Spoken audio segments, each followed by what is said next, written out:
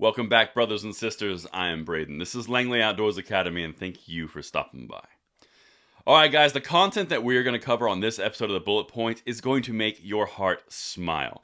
This is how you navigate against the gun control environment and end up winning, and the result, the Washington Post, the gun controllers, the media is big mad.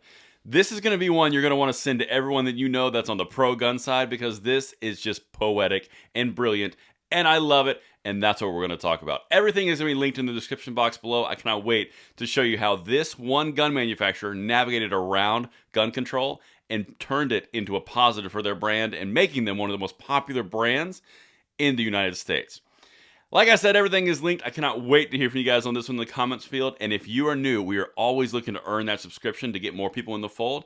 So if you think this content is worth it and it earns that subscription, please give that a consideration. But now, let's dive into this, because this, chef's kiss, baby. All right. Gunmakers Super Bowl stunt sheds light on marketing of America's rifle. Now, the Washington Post is no pro-gun organization, so they're going after the America's rifle thing. Coincidentally, at the exact same time, you have PLCAA revoking legislation that's going through the House. Coincidence? There is no coincidence. But what I want to show you here is how this company, Daniel Defense, took what they were giving them on the cancellation, on the discrimination piece, and turned it into a tremendously successful marketing campaign. And the Washington Post is big mad.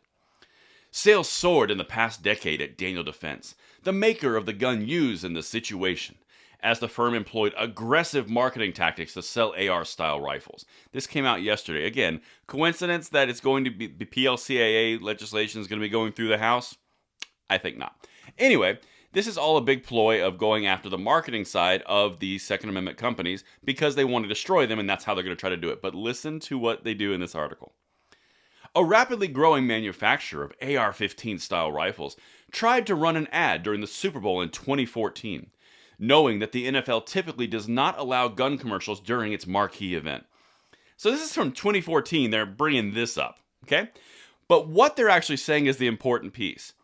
The NFL doesn't allow gun control, or it doesn't allow gun ads, and this company knew it, so they submitted an ad anyway. That is an aggressive marketing technique. Well, wait until you hear what the company did, because they knew that they were going to be discriminated against, essentially. Check this out. This is chef's kiss. But Daniel Defense, the maker of the semi-automatic rifle used in terrible situations, privately had in place a plan to generate publicity whether the ad aired or not, according to previously unreported court documents that shed light on the gunmaker's marketing strategies. How dare they plan to get around our gun control? Oh, they planned and succeeded. Listen to this. Option 1. Let the ad run on the NFL Super Bowl and then let the left be upset that it ran. If it aired, Daniel's Defense top marketing executive planned to have people across the country complain about the company's own ad to left-leaning media organizations, stirring controversy and generating coverage. So you do an ad in a gun control environment like the NFL, and then you're counting on the fact that the woke mob and the left is going to come against your ad, generating more revenue, generating more publicity, and more exposure. Brilliant. Or, here's option number 2. If the ad was rejected, records show, the executive had arranged for a prominent National Rifle Association commentator to release a pre-recorded online video accusing the National Football League of censorship and hypocrisy. It is censorship, it is discrimination based off of a Second Amendment right, but let's just put that over there for a second. So where we're sitting right now, and this is why the Washington Post is so mad, on one hand, you got the ad aired, which they don't want to happen, and then the left gets upset, and it generates more publicity. On the other hand, you discriminate against them, and that generates more revenue and more exposure and more publicity because you discriminated against them. That's the old damned if you do, damned if you don't. Gun control, you took one on the chin on this one, but listen to the other reason why they're mad, and listen to the success that this had. The eventual rejection of the proposed Super Bowl commercial resulted in, by far, the most successful marketing effort in the company's history, Hunter said during the deposition. Nothing's even close, he said, and that's the marketing executive from Daniel Defense. These people, and they're seeing this over and over and over again, and this is one of the main points of this video. They are trying to cancel the gun culture. They are trying to cancel us by saying, no, you can't have that exposure. You can't see it. We're going to drown you out from marketing. We're going to drown you out from publicity. We're going to make you a non-person. You can't exist anymore. So Daniel Defense, in this scenario, in this marketing approach, said, well, if you're going to do that, and we know you're going to be a gun control organization and entity, NFL, then we're going to put you in a position where you're either going to help us by airing it, or you're going to help us by not airing it. Delicious. All right, let's keep going because it's backfiring. Check out these results.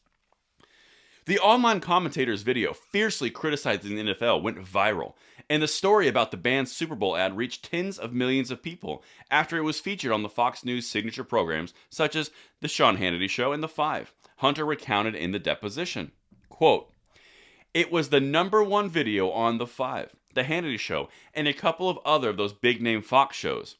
Citing figures from Fox, he said videos about the band were watched 20 million times in 10 days. So they went from spending hundreds of thousands of dollars on a short ad, which was a benign ad, to getting tens of millions of views in 10 days for $0 that they would have spent at marketing expense. Gun control failure, much." And that's what I've got for you guys. Now, that's the tongue-in-cheek aspect of how it failed. But in all reality, they are going after these manufacturers from a perspective of marketing. Ever since the Remington decision, where they settled with the Sandy Hook families, this is going to become a thing. And we've said that when it happened. But this is how this company got around gun control censorship and turned their own monster on them. And that is beautiful. Let me know what you guys think in the comments below, and I will see you tonight at the 9 p.m. segment. I'm Braden. See you later.